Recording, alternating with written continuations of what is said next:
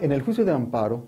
una de sus instituciones procesales más importantes para la defensa de los interesados es la suspensión de los actos de autoridad que se reclaman. Es decir, en términos generales, la suspensión puede describirse como una orden judicial que dicta el juez de distrito para que se detengan los efectos de los actos reclamados. Y por esa razón es posible jurídicamente lograr que queden detenidos, por ejemplo, una orden de aprehensión, un embargo, una extradición, una multa, etc. En la inteligencia de que la suspensión es una medida cautelar, provisional y temporal para dar tiempo a que se tramite el juicio de amparo en su aspecto principal, en el cual se decidirá en definitiva sobre la constitucionalidad del acto reclamado.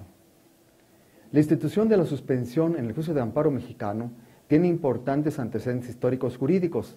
que a grandes rasgos se pueden localizar, por ejemplo, en el incidente del derecho romano conocido como de libero homini exhibendum, cuya acepción general es exhibe al hombre libre.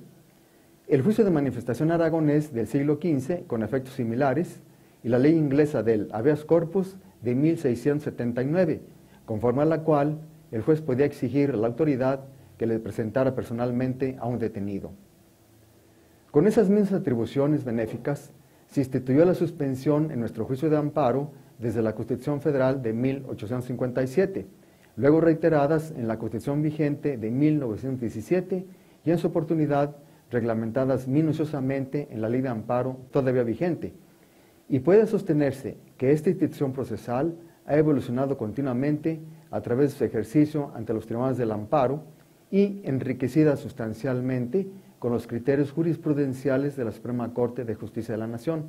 de tal manera que en nuestro país la suspensión dentro del juicio de amparo se ha constituido como uno de los principales baluartes contra la arbitrariedad de las autoridades.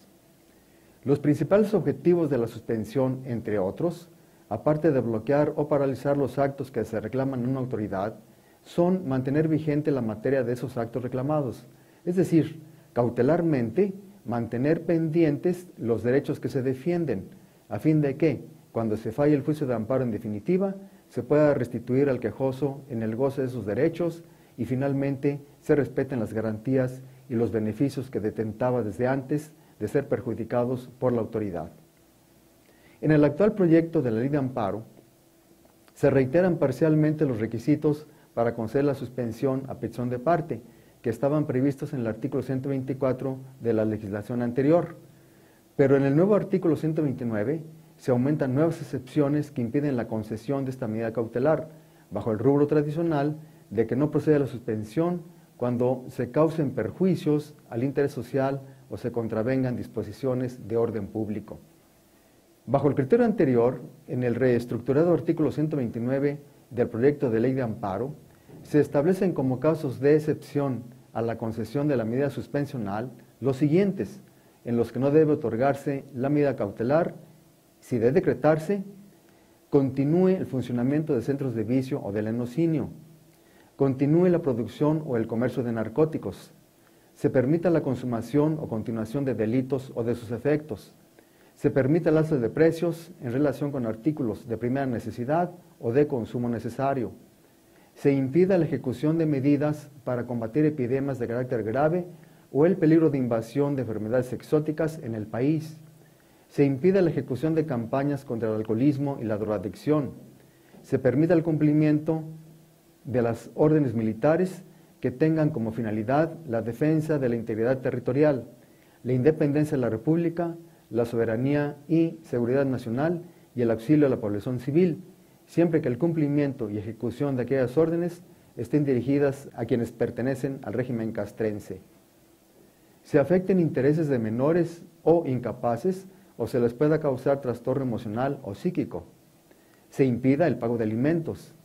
Se permita el ingreso en el país de mercancías cuya introducción esté prohibida en términos de ley o bien se encuentre en alguno de los supuestos previstos en el artículo 131, párrafo segundo, de la Constitución Política de los Estados Unidos Mexicanos. Se incumplan con las normas relativas a regulaciones y restricciones no arancelarias, a la exportación o importación, salvo el caso de las cuotas compensatorias, las cuales se apegarán a lo regulado en el artículo 135 de esta ley. Se incumplan con las normas oficiales mexicanas, se afecte la producción nacional.